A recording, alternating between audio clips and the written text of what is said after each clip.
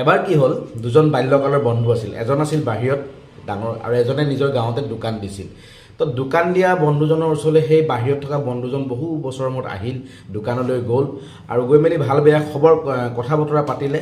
আৰু দোকানীজনে ক'লে যে তুমি আহিছা ভালেই হ'ল, মই 15 মিনিট সময় পটককৈ ঘৰৰ পৰা আহোঁগৈ, তুমি মোৰ দোকানখন চোৱা আৰু চাবা যাতে কোনোবা যদি গ্ৰাহক আহে, যাতে গ্ৰাহকজন কিবা যদি সামগ্ৰী বিচাৰে আৰু সামগ্ৰী যদি সেই বিচৰা সামগ্ৰীটো মোৰ দোকানখন নাথাকে, তুমি তেনেকুৱা টাইপৰ কিবা এটা দি মেলি গ্ৰাহকজনক বুজাবা আৰু ক'বা 2 এদিনতে সিটো সামগ্ৰী তেওঁ বিচৰা সামগ্ৰীটো পাই যাব, কিন্তু গ্ৰাহকজন সুদা হাতে ঘূৰি যাব নিদিবা, নহ'লে মোৰ বিজনেছত লোকচান হ'ব আৰু মোৰ গ্ৰাহক ভাঙি যাব।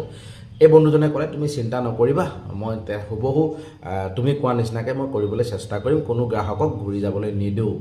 তো অলপ পাছত এগৰাকী ভদ্ৰ মহিলা আহিল গ্ৰাহক হিচাপে। তেওঁ আহি পেলাই ক'লে, দাদা টয়লেট পেপাৰ পাম নেকি, টয়লেট পেপাৰ? তাৰপৰা বন্ধু